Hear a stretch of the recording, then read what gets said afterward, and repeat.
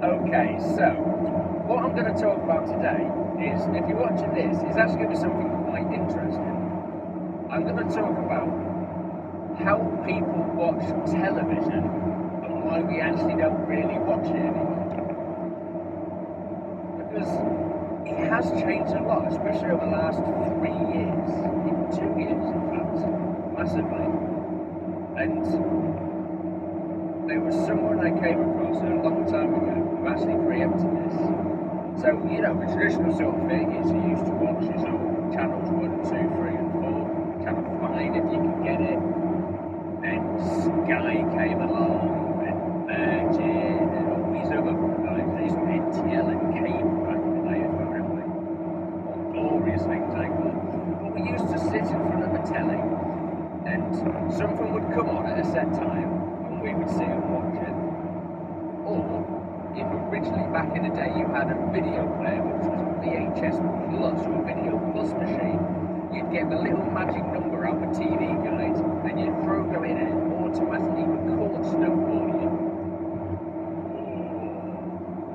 That's like Sky Plus on tape. It's great. But then, as I just said, naturally it's Sky Plus. So everyone had the little Sky box, or let's say a Virgin box, same sort of thing. Let's use Sky box, because Sky is like the sort of foundation brand people always do at the time. So then you'd still watch stuff as it came on, it'd give you channels and channels of stuff you could watch at a set order and set times. And then you had the option, you could push the record button, and then you could watch this one show that you wanted to watch at another date, and you could fast forward through the adverts, and that was very flexible, that was like magic. So we had that for a while. And then they started automatically recording certain shows for you, as like a catch-up TV sort of service, all the popular stuff, you just didn't even have to hit record. Like, oh, it's on there, I'll watch it now, great. And then things started really, really changing. I think what really, really triggered it, dare I say, the Americans, because there's something, the TV series, as it were, was always something that the Americans were always very good at, because they would make a season of something, which a season would be like 20 episodes, and a show would have like 7 seasons and go on forever. So it was a lot to watch. It's like 140 episodes of telly on this one show, and people get hooked on it. They were great at making something that was always like sell it to you. You really want to watch it. And I think it was the TV series or box set which is what really revolutionised TV, because people would buy the box sets and DVD and sit and binge watch in one go an entire season of something, or half a season or whatever. And then the sort of things like this, like Sky service started saying, all Sky box sets, and they'd deliver a whole box set in like a package for you. But it was always the thing where you'd want to watch the new ones, and the Americans used to withhold it, so you had to go on like watch a torrent and illegally download your favourite shows in order to watch them back in the day. Like Breaking Bad, I've only recently started watching it. I nearly finished it, because I avoid boxes like play, because it never get any work done. But Breaking Bad and stuff like that, people would watch online, they'd download it and they'd stream it, people would share links and how to share it, and it was like that sort of, it was a great marketing point for all the box set itself. It was like a sort of secret little club we wanted to join, like downloading. People did, and that's how people started watching it. They'd download stuff and they'd watch it. And then you got like your online providers like Netflix rewrote the when it comes to what a TV show was. Basically, Netflix was this magical world where, let's say, use an Apple TV for example, you can then log on to your little Netflix app, and you have a whole host of films. It's like an entire movie catalogue which you didn't even buy is there just to watch instantly. All your favourite box sets are there, and it will remember where you got up to, because no one remembers. Everything was there in one place. Everything was instant. Everything was online, everything could then be watched on any device. People could use their mobile phones, they could use their laptops, they could use their televisions. Smart televisions became a thing. We have smartphones, now we have bigger things with smart televisions. It's mad. It really is mad. And the other sort of medium, which is why I said this would be interesting, is YouTube. People watch YouTube. Now YouTube, you don't really get a lot of the televised stuff. You only get it in short snippets because of how licensing and copyright and all that sort of stuff tends to work. But the thing with YouTube is YouTube's a whole different type of content entirely. And it's growing vastly popular. And you get these people called vloggers. Now, this isn't a very amateurish sort of thing I'm trying to play around with and do at the moment, but there's these big vloggers who make millions from talking about their life, doing silly videos, telling stories, and Snapchat appears and they get paid a few pennies per 100 or 1,000 impressions on it. And they make lots of money doing this because they have millions and millions of views and millions of people subscribe to watch these people on YouTube. And it's a whole different type of content. It's the sort of content that wouldn't work on a television.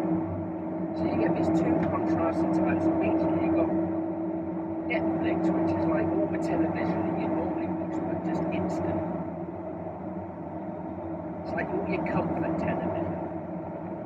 Because television itself, like your Sky, normal TV, and BBC, they still do like your live shows, your sort of reality show stuff that just happens. It's not really got to be comfort, it's not rewatchable. It's your rewatchable TV which makes it to Netflix. But it has evolved. Now, if I was myself going to pick a television package I was going to watch, I would have a television. I wouldn't plug it in, so I wouldn't be watching BBC iPlayers and BBC, so I wouldn't pay my license fee. I wouldn't have a Sky box, because a Sky package is like 60-90 quid a month, so it's stupid. By the time you put your movies and bits on, it's ludicrous amounts of money. I get £5 or £10 a month. I can have a Netflix account. Then for another £80 a year, I can have an Amazon Prime account, which is like Netflix, but not.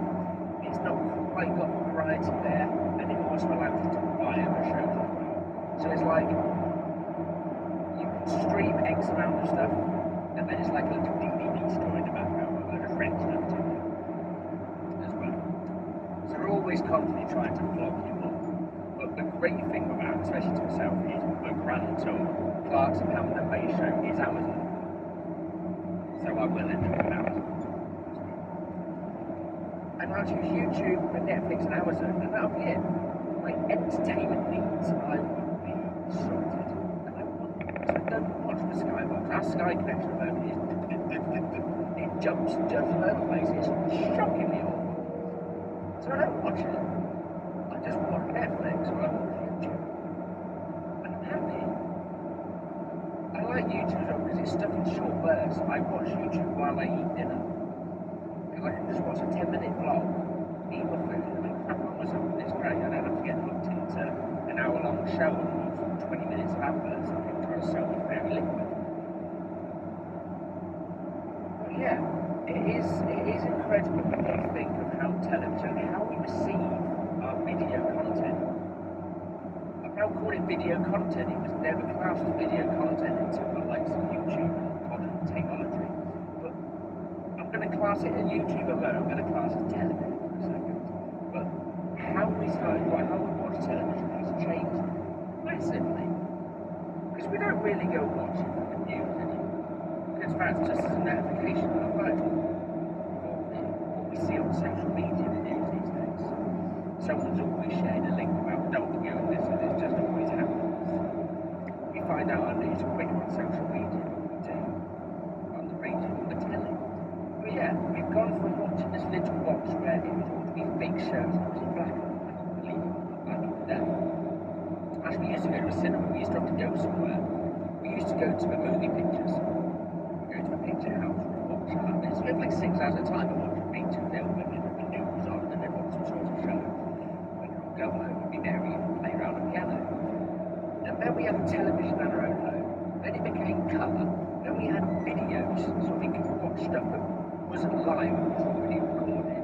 when we had Sky, we had lots of choice and when we could record off Sky and watch it when we wanted. And then the internet came along and Netflix and stuff, and they just gave you everything whenever you fancied it or whatever. And you got too much choice.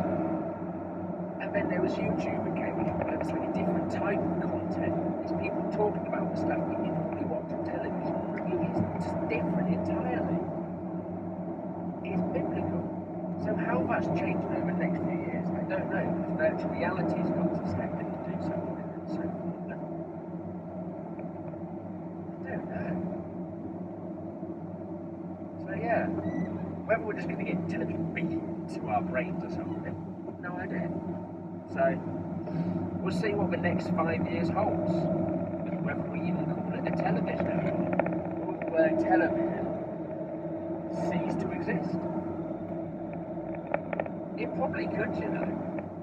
And that really is a scary thought.